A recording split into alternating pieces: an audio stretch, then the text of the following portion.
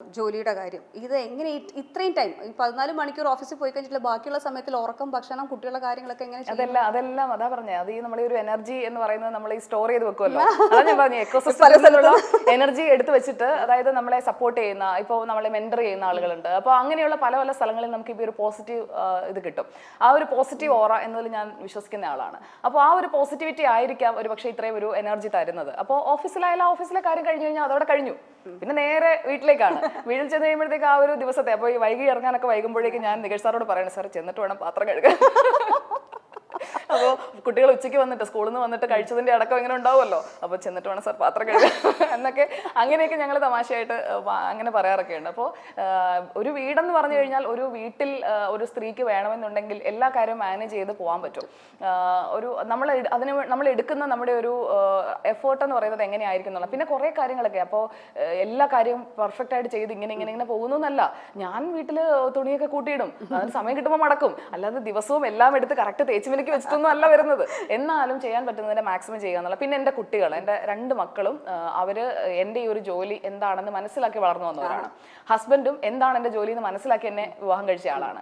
അതുകൊണ്ട് ഈ പറയുന്ന രീതിയിലുള്ള ഒരു ബുദ്ധിമുട്ട് അതിനകത്ത് വരുന്നില്ല.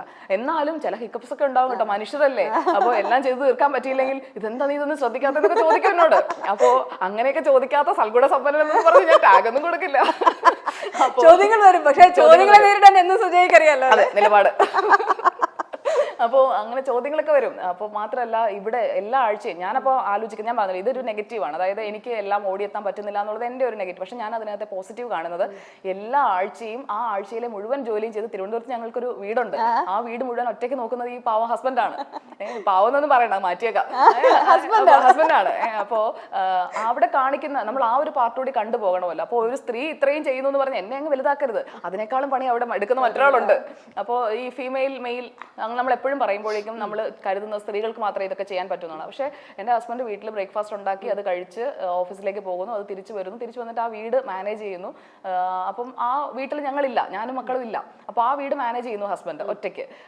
അതിനുശേഷം ഫ്രൈഡേ ഈവനിങ്സിൽ ഒന്നുകിൽ ഡ്രൈവ് ചെയ്ത് അല്ലെങ്കിൽ ട്രെയിനിൽ ബസ്സിൽ കയറി ലേറ്റ് നൈറ്റ് ആവും, രാത്രി 12 മണി ആകുമ്പോഴത്തേക്കും കൊച്ചിയിൽ ഭാര്യയും മക്കളെയും കാണാൻ വരികയാണ്. എന്നിട്ട് സൺഡേ നൈറ്റ് അല്ലെങ്കിൽ മൺഡേ മോർണിംഗ് ഏർലി മോർണിംഗ് തിരിച്ചു പോകണം. അപ്പോൾ ആ ഓട്ടം ഞാൻ കാണാതെ പോയിരുന്നു കഴിഞ്ഞാൽ, ഞാൻ അതിനകത്ത് ഒരു വാല്യൂ കൊടുക്കാതിരുന്നു കഴിഞ്ഞാൽ അത് ശരിയല്ല. സോ അവിടെ എന്നെ മഹത്വവൽക്കരിക്കേണ്ടതില്ല. കാരണം നമ്മൾ ഇത് രണ്ടുപേരും ചേർന്നുള്ള ഒരു കറക്റ്റ് ആയിട്ടുള്ള ഒരു ഇക്വിലിബ്രിയമാണ്, ഒരു സന്തുലിതാവസ്ഥ അവിടെയുണ്ട്. അതാണ് എൻ്റെ ഒരു വിജയ രഹസ്യം എന്ന് ഞാൻ പറയും. പലപ്പോഴും പല സ്ത്രീകൾക്കും ഈ പറഞ്ഞ പോലെ കരിയറിൽ ഒരു ഗ്രോത്തിന് വേണ്ടിയിട്ട് ശ്രമിക്കാൻ പറ്റില്ല. ആഗ്രഹം ഒരുപാടുണ്ടാവും, നല്ല പഠിച്ചിട്ടുണ്ടാവും, വളരെ ക്വാളിഫൈഡ് ആയിരിക്കും, ജോലി കിട്ടിയിട്ടുണ്ടാവും. പക്ഷേ കുട്ടികളാവുന്ന സമയത്ത് പിന്നെ ഒരു പ്രൊമോഷൻ പോലും വേണ്ട എന്ന് വെച്ചിട്ട് മതി, ഈ പൊസിഷനിൽ ഞാൻ ഇവിടെ ഇരിക്കാം, കാരണം അടുത്തൊരു ലെവലിലേക്ക് പോയി കഴിഞ്ഞാൽ എനിക്ക് കൂടുതൽ സമയം അവിടെ സ്പെൻഡ് ചെയ്യേണ്ടി വരും, എൻ്റെ ഫാമിലിയുടെ കംപ്ലീറ്റ് ബാലൻസ് പോകും. ഹസ്ബൻഡ് ജോലിക്ക് പോകാനും ഒക്കെ സപ്പോർട്ടാണ്. പക്ഷേ ചിലപ്പോൾ കുക്കിങ്ങിൽ ചെറിയൊരു സഹായം ചെയ്തു എന്ന് വരും. പക്ഷേ കംപ്ലീറ്റ്ലി ആയിട്ട് അവിടെ നിന്ന് മാറി നിൽക്കുന്ന സമയത്ത് നമുക്ക് സ്ത്രീകൾക്ക് തന്നെ ഒരു കുറ്റബോധമാണ്. ഈ ഞാൻ ഒരു കാര്യം പറയട്ടെ, ഞാൻ നേരത്തെ ജോലി ചെയ്ത സ്ഥാപനം 24, അവിടെ നിന്ന് ഡൽഹി ബ്യൂറോയുടെ ഒരു റീവാമ്പിന് വേണ്ടിയിട്ട് എന്നോട് അവിടെ റീജിയണൽ ഇൻചാർജ് ആയിട്ട് പോകാൻ പറഞ്ഞു. അപ്പോൾ എൻ്റെ 2 പെൺമക്കൾക്ക് വെക്കേഷനാണ്, സ്കൂൾ അടച്ച സമയമാണ്, കഴിഞ്ഞ മെയ് ജൂൺ മാസത്തെ കാര്യമാണ് ഞാൻ പറയുന്നത്. അപ്പോൾ എന്നോട് മെയ് മാസം ആദ്യം മെയ് 2-ാം തീയതി പറയുന്നു, സുജി അവിടെ ഒന്ന് പോകണം, അവിടെയുള്ള കാര്യങ്ങളൊക്കെ നോക്കണം. അപ്പോൾ എനിക്ക് മക്കളെ കൊണ്ടുപോകാൻ പറ്റില്ല, കാരണം 2 പേരും ചെറുതാണ്. അപ്പോൾ ഞാൻ ഹസ്ബൻഡിനോട് ഇത് പറയുന്നു. ഹസ്ബൻഡിന് ഓഫീസിൽ പോകാതിരിക്കാൻ പറ്റില്ല. അപ്പോൾ ഹസ്ബൻഡിനെ ഈ ഓഫീസിൽ പോക്കും കുഞ്ഞുങ്ങളെ മാനേജ് ചെയ്യലും എങ്ങനെ നടക്കും, അതാണ് ഞാൻ പറഞ്ഞത്. അപ്പോൾ എൻ്റെ ഒരു സപ്പോർട്ട് സിസ്റ്റം, എൻ്റെ കൂടെ നിൽക്കുന്ന ഒരു സപ്പോർട്ട് സിസ്റ്റം ഉണ്ട് എന്ന് പറഞ്ഞു കഴിഞ്ഞാൽ നമ്മുടെ ഫ്രണ്ട്സ്. അപ്പോൾ എൻ്റെ ഹസ്ബൻഡിൻ്റെ ഫ്രണ്ടുണ്ട് ഹണി, വൈഫ് നിഷയുണ്ട്, അവരുടെ മക്കളുണ്ട്. അപ്പോൾ അവരിടയ്ക്കൊക്കെ വന്ന് ഇവിടെ തിരുവനന്തപുരത്തേക്ക് കുഞ്ഞുങ്ങളെ ആക്കിയിട്ട് ഞാൻ പോകുമ്പോൾ അവരുടെ അത്യാവശ്യ കാര്യങ്ങളിൽ അവരൊക്കെ വന്ന് സഹായിക്കും, അവരൊക്കെ വന്ന് ഇടപെടും. അപ്പോൾ ഞാനത് പറഞ്ഞത്, ഞാൻ വളരെ ലക്കിയാണ്. എനിക്ക് ഒന്നല്ലെങ്കിൽ മറ്റൊരു കോണിൽ നിന്ന് ആരെങ്കിലും ഒക്കെ വന്ന്, അത് നമ്മൾ ഇടപെടുന്നതിൻ്റെ ഇതുകൊണ്ട് ആകാം, ആരെങ്കിലും ഒക്കെ വരും. അങ്ങനെ ഒറ്റപ്പെട്ടു പോകാറില്ല. ഒരു മാധ്യമധർമ്മം എന്ന് പറയുന്നുണ്ട്, പൊളിറ്റിക്കൽ ഒരു ജേർണലിസ്റ്റിന് കുറേ എത്തിക്സ് ഉണ്ട്. സോ ഇപ്പോൾ പോകുന്നൊരു മാധ്യമ കൾച്ചർ ആയിരുന്നില്ല സുജയ ഈ ഒരു ഫീൽഡിലേക്ക് വന്ന സമയത്ത്. നമ്മുടെ കേരളത്തിലെ മാധ്യമ കൾച്ചർ വളരെ സിമ്പിൾ ആയിരുന്നു, പക്ഷേ ഇപ്പോൾ വളരെ വലിയ രീതിയിൽ മാറ്റങ്ങൾ വന്നിരിക്കുന്നു. ഇനിയിപ്പോൾ 10 വർഷം കഴിയുമ്പോൾ അതിലും വലിയ മാറ്റങ്ങൾ ഉണ്ടാവും. ഈ ഒരു മാറ്റം ഏത് രീതിയിലാവണമെന്നാണ് സുജയ വിചാരിക്കുന്നത് അല്ലെങ്കിൽ ആഗ്രഹിക്കുന്നത്? ഞാൻ ആഗ്രഹിക്കുന്നത് ആ തുടക്കത്തിൽ പറഞ്ഞത് തന്നെയാണ്, പ്രോ പീപ്പിൾ ആകണം. അല്ലാതെ നമ്മൾ ബ്രേക്കിങ്ങിന് വേണ്ടി ബ്രേക്കിംഗ് എന്നുള്ളതല്ല. ആളുകളുടെ ജീവിതത്തിൽ നമുക്ക് ഇൻഫ്ലുവൻസ് ചെലുത്താൻ പറ്റിയിട്ടുണ്ടെങ്കിൽ ആളുകൾ നമ്മളെ ഇഷ്ടപ്പെടും, നമ്മുടെ മാധ്യമത്തെ ഇഷ്ടപ്പെടും, തേടി വരും. അപ്പോൾ ഇത്ര വർഷം പഴക്കമുള്ള ബ്രാൻഡ് എന്നുള്ള ആ ഒരു പാറ്റേൺ ഒക്കെ ബ്രേക്ക് ചെയ്യപ്പെടും ഇനി അങ്ങോട്ട്. ഇപ്പോൾ കണ്ടില്ലേ, എന്തുകൊണ്ടാണ് ഞാൻ മറ്റൊരു സ്ഥാപനം ചൂസ് ചെയ്തതിന്റെ ഒരു റീസൺ ഞാൻ പറഞ്ഞു, അവിടെ അഡ്വാൻസ്ഡ് ആയിട്ടുള്ള ടെക്നോളജി വന്നപ്പോഴാണ്.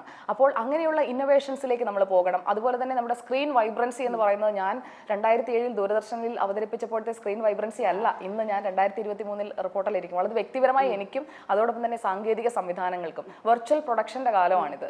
എത്രയെത്ര സാധ്യതകൾ ലോകം മുഴുവനുണ്ട്. അപ്പോൾ ഞാൻ ഈ കേരളത്തിലെ മാത്രം മാധ്യമങ്ങളെയോ അങ്ങനെയല്ല ഒരിക്കലും ഞാൻ കാണാറുള്ളത്. ലോകം മുഴുവൻ അറിയപ്പെടുന്ന ഒരു മാധ്യമ പ്രവർത്തകയാവുക എന്നുള്ളതാണ് എൻ്റെ ആഗ്രഹം.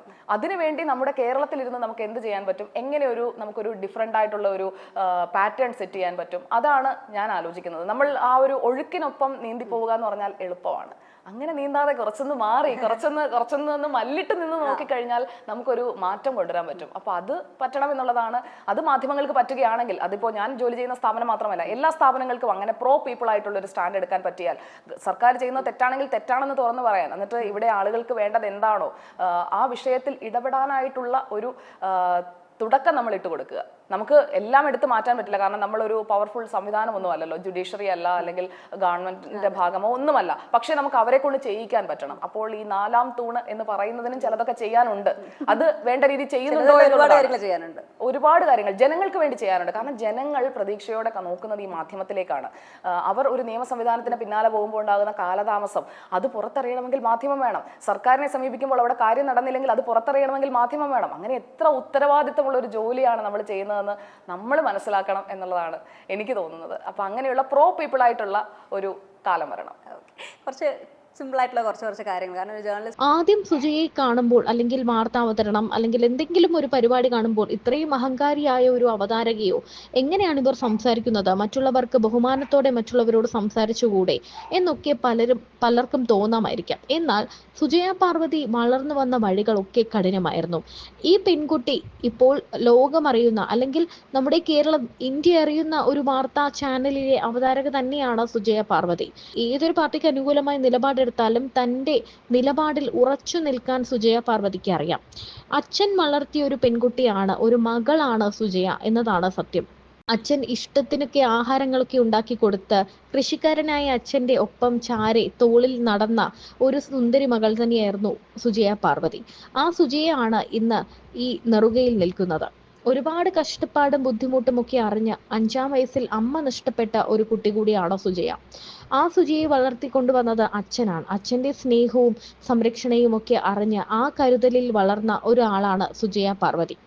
ഇതേപോലെയുള്ള കുഞ്ഞു എംബാരസിംഗ് മൊമെന്റ്സ് ഒക്കെ ഉണ്ടായിട്ടുണ്ടെങ്കിൽ അത് ഞങ്ങളായിട്ട് ഷെയർ ചെയ്യണം. അതായത് പെട്ടുപോയല്ലോ ഭഗവാനെ. ഞാൻ പെട്ടുപോയ ഒറ്റ സിറ്റുവേഷനുള്ള പെട്ടുപോയതിൽ എനിക്ക് വലിയ റിഗ്രറ്റ് ഉണ്ടായി. സ്ഥാപനം അന്ന് അനുവദിച്ചിരുന്നെങ്കിൽ ഞാൻ ആ വ്യക്തിയെ വിളിക്കാൻ വരെ ഞാൻ തയ്യാറായിരുന്നു. അതെന്ന് പറഞ്ഞു കഴിഞ്ഞാൽ പി ജയരാജന് വാഹനം അനുവദിച്ചതിനെ കുറിച്ചുള്ള ഒരു വാർത്തയാണ്.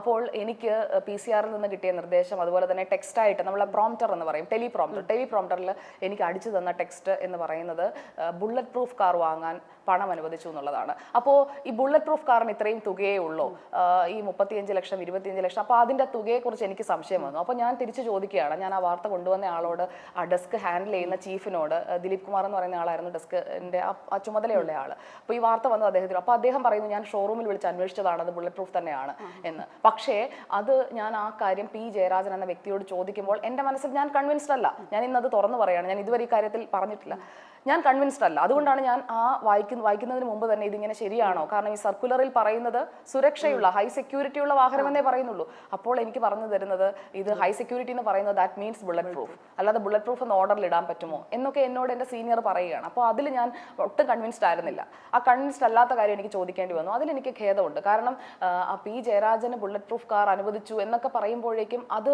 ചർച്ച ചെയ്യപ്പെടുന്ന വേറൊരു രീതിയിലാണെന്ന് എനിക്കറിയാം. അദ്ദേഹത്തോട് ഞാൻ ആ ചോദ്യം ചോദിക്കുന്നതൊക്കെ ട്രോളായി. കാരണം എനിക്ക് തന്നെ, ഞാൻ തന്നെ കൺവിൻസ്ഡ് ആയിരുന്നില്ല. പക്ഷേ എൻ്റെ സീനിയർ പറയുമ്പോൾ എനിക്കത് ചെയ്തേ പറ്റൂ. അത് ആ സമയത്ത് പറ്റിയതാണ്. ഞാൻ ആ സീനിയറിനോട് അതിനുശേഷം അത് സംസാരിക്കുകയും ചെയ്തു. അദ്ദേഹം എന്നോട് പേഴ്സണലി സോറി പറഞ്ഞു, ആ പുള്ളിക്ക് തെറ്റിപ്പോയതാണ് എന്ന് പറയുന്നത്. പക്ഷെ ആ തെറ്റ് അവിടെ ആരും അറിയുന്നില്ല. ഇപ്പോ പ്രസന്റ് ചെയ്യുന്ന ആളുടെ ഭാഗത്ത് നിന്ന് ഞാൻ ഒരിക്കലും, കാരണം എനിക്ക് ജയരാജേട്ടനെ ഇഷ്ടമാണ്, ഞാൻ ഉമ്മൻചാണ്ടി ഇഷ്ടമാണെന്ന് പറഞ്ഞല്ലോ. അപ്പോൾ ജയരാജേട്ടനെ ആയാലും ഇപ്പം പിണറായി വിജയന്റെ കുറെ കാര്യങ്ങൾ എനിക്ക് ഇഷ്ടമാണ്. അപ്പോൾ ഈ ഫാക്ട് ചെക്ക് എന്ന് പറയുന്നത് വളരെ പ്രധാനപ്പെട്ടതാണ് റിപ്പോർട്ടറിൽ. അതുകൊണ്ട് തന്നെ ഞങ്ങൾ ശ്രദ്ധിക്കുന്ന ഒരു പ്രധാനപ്പെട്ട കാര്യം ഇതാണ്, നമുക്ക് വസ്തുതയാണെന്ന് ഉറപ്പ് വരുത്തിയിട്ടേ കൊടുക്കുകയുള്ളൂ. ഞാൻ പറയണമെന്നുണ്ടെങ്കിൽ അത് വസ്തുതയാണെന്ന് എനിക്ക് ഉറപ്പ് വരണം. കാരണം എൻ്റെ ഭാഗത്തു നിന്നുണ്ടായ ഒരു മിസ്റ്റേക്ക് ആണതെന്ന് എനിക്ക് പൂർണ്ണ ബോധ്യമുണ്ട്. ഇതൊരു വളരെ സീരിയസ് ആയിട്ടുള്ള ഇഷ്യൂ, വളരെ ലൈറ്റ് ആയിട്ട് ഒരുപാട് ചിരിക്കാൻ പറ്റിയ മൊമെന്റ്സ് ഒക്കെ ഉണ്ടായിട്ടുണ്ടാവുമായിരിക്കുമല്ലോ അല്ലേ? ചിരിക്കാൻ പറ്റിയ മൊമെന്റ്സ് എന്ന് പറയാൻ, ചിരിക്കാനായിട്ട് ഈ പറയുന്ന നാക്കുപിഴകൾ വളരെ അദ്ദേഹം സഹായിച്ച അപൂർവമാണ്. നാക്കുപിഴകൾ അധികം അങ്ങനെ ഉണ്ടായിട്ടില്ല. കാരണം ഞാൻ വാക്കുകൾ പറയുമ്പോഴേക്കും അതായത് നമ്മളിപ്പോ ഒരു സെന്റൻസ് പറയുകയാണെന്ന് വെച്ചോ, ഒരു വാചകം പറയുമ്പോഴേക്കും ആ വാചകത്തിൽ ഉൾപ്പെടുത്തേണ്ട വാക്കുകൾ എന്താണെന്നുള്ളത് ഞാൻ ഇങ്ങനെ പ്രോസസ്സ് ചെയ്താണ് അടുത്ത വാചകം ഞാൻ ആലോചിക്കും. അങ്ങനെയാണ് സംസാരിക്കാറുള്ളത്. അല്ലെങ്കിൽ ഞാൻ അതിനിടയിൽ ഒരു പോസ് എടുക്കും. പോസ് എടുത്തിട്ട് അടുത്തതിലേക്ക് പോകും. ആ പോസ് കേട്ടിരിക്കുന്ന ആൾക്ക് ഫീൽ ചെയ്യില്ല, പക്ഷെ ഞാൻ പോസ് എടുക്കുന്നുണ്ട്, ഉള്ളിൽ ഞാൻ പോസ് ചെയ്യുന്നുണ്ട്. പോസ് ചെയ്തിട്ട് അടുത്തതിലേക്ക് പോകും. എങ്കിലും ചില കാര്യങ്ങളൊക്കെ പറഞ്ഞു വരുമ്പോഴേക്കും അങ്ങോട്ടും ഇങ്ങോട്ടൊക്കെ മാറിപ്പോകും. അതപ്പോ തന്നെ നമ്മൾ അതങ്ങ് തെറ്റിപ്പോയി, ക്ഷമിക്കണം എന്നൊക്കെ പറഞ്ഞ് ഇപ്പൊ ഈ ലേറ്റസ്റ്റ് ആയിട്ട് ഇപ്പോ ലോട്ടറി നറുക്കെടുപ്പ് വന്നല്ലോ, ഓണം ബമ്പർ നറുക്കെടുപ്പ് വന്നപ്പോൾ വെറൈറ്റി ആക്കണമെന്നാണ് പ്രസിഡന്റ് ആവശ്യപ്പെട്ടത്. ഞങ്ങളുടെ നെറ്റ്വർക്കിന്റെ പ്രസിഡന്റ് വെറൈറ്റി ആക്കണമെന്ന്. അപ്പൊ ഞാൻ എത്ര ആലോചിച്ചിട്ട് ഇത് എങ്ങനെ വെറൈറ്റി ആക്കാനാണ്, കാരണം ലോട്ടറി നറുക്കെടുക്കുന്നു എന്നല്ലാതെ ഇതിനപ്പുറം എന്ത് പറയും. അപ്പോഴാണ് ഞാൻ നമ്മുടെ കിട്ടുണ്ണിയേട്ടനെ ആലോചിച്ചത്. അപ്പോ ഒരു ലോട്ടറി അങ്ങ് എടുത്തു. എന്റെ ജീവിതത്തിൽ ഞാൻ ലോട്ടറി എടുത്തിട്ടില്ല. അപ്പൊ മറഡോണയുമായിട്ട് ഷെയർ ഇട്ട് ഒരു ലോട്ടറി അവസാനം എടുത്ത് അടിച്ചില്ല. അപ്പൊ ആ ലോട്ടറി ടിക്കറ്റുമായിട്ടൊക്കെ പോയി അപ്പൊ നമ്മൾ ഈ ഓഗ്മെന്റഡ് റിയാലിറ്റിയിൽ ഒരു കാറൊക്കെ ഡിസൈൻ ചെയ്ത് നമ്മുടെ ജീമ എന്ന് പറയുന്ന നമ്മുടെ വെർച്വൽ പ്രൊഡക്ഷനിലെ ജീമയും അജി പുഷ്കറാണ് അതിന്റെ ക്രിയേറ്റീവ് ഹെഡ്. അപ്പൊ ഇവര് ഒരു സാധനം ഉണ്ടാക്കി തന്നു, ഒരു കാർ, അതായത് ലോട്ടറി വിൽക്കുന്ന ഒരു വണ്ടി. എന്നിട്ട് എന്നെ പറഞ്ഞ് കയറിയിരുന്നു. അപ്പൊ ആ കാറിലോട്ട് കയറി ഇരുന്നിട്ടായിരുന്നു പിന്നെ പ്രസന്റേഷൻ. അപ്പൊ അങ്ങനെയൊക്കെയുള്ള ഒരു പരീക്ഷണം, അത് പെട്ടെന്ന് പറഞ്ഞു കഴിഞ്ഞാലും അത് ചെയ്യാനൊക്കെ അങ്ങനെയുള്ള കാര്യങ്ങളിൽ എനിക്ക് നല്ല താല്പര്യമാണ്. പിന്നെ എന്ന് പറഞ്ഞാൽ ഇതൊരു കോമ്പറ്റീറ്റീവ് ഫീൽഡാണ്. ഇപ്പോൾ നമ്മളെ ഇഷ്ടപ്പെടുന്നവരുണ്ടാകും, ഇഷ്ടപ്പെടാത്തവരുണ്ടാകും, നമ്മളെ പിന്നിൽ നിന്ന് കുത്തുന്നവരുണ്ടാകും. മുന്നിൽ നിന്ന് കുത്തുന്നവർ വളരെ കുറവാട്ടോ ഈ ഫീൽഡിൽ. അപ്പോ എല്ലാ ഫീൽഡിലെയും പോലെ അതെ, മുന്നിൽ നിന്ന് കുത്തുന്നവർ വളരെ കുറവാണ്. മുന്നിൽ നിന്നാണെന്നുണ്ടെങ്കിൽ നമുക്ക് ആ കുത്തുകൊണ്ട് വീഴുന്നതിൽ അയ്യോ ഇവൻ എന്നെ കുത്തിയില്ല, മുഖം കാണാം നമുക്ക്. പക്ഷേ ഈ മുഖം നമുക്ക് വ്യക്തമാകാതെ അല്ലെങ്കിൽ ആരാണ് ഈ ഉപദ്രവിക്കുന്നത് നമുക്ക് മനസ്സിലാകാത്ത രീതിയിലുള്ള ആക്രമണങ്ങളൊക്കെ ഉണ്ടാകുമ്പോൾ അങ്ങനെയുള്ളതൊക്കെ കുറച്ചൊക്കെ ഒന്ന് അഫക്റ്റ് ചെയ്യാറുണ്ട്. പക്ഷെ അതിനെ നമ്മൾ മറികടക്കും. അപ്പോഴാണ് ഞാൻ പറഞ്ഞ ഈ ട്രോളുകളുടെയൊക്കെ ഒരു പ്രസക്തി. അപ്പോൾ എടുത്ത് 2 ട്രോള് വായിക്കും, ആശ്വാസവും. പക്ഷെ സാധാരണ ഈ ട്രോളൊക്കെ വന്ന് തുടങ്ങുന്ന സമയത്ത് ആദ്യമായിട്ട് കാണുമ്പോൾ ഭയങ്കരമായിട്ട് എനിക്കൊക്കെയാണ് വന്നിട്ടുണ്ടെങ്കിൽ എനിക്ക് ഹൃദയം പൊട്ടി ഞാൻ കുറച്ച് നേരത്തേക്ക് മരിച്ചു. അങ്ങനെയാണെങ്കിൽ ഞാനിപ്പം എന്റെ ഒരു ഡെത്ത് ആനിവേഴ്സറി ഒരു 3-4 കഴിഞ്ഞിട്ടുണ്ടാവും. അപ്പൊ ആദ്യം കണ്ടപ്പോഴേ അടിപൊളിയായിട്ട് അതിനെ ചിൽ മോഡിലാണ് എടുത്തിരുന്നത്. നമ്മൾ എപ്പോഴും ചില്ലാണ്.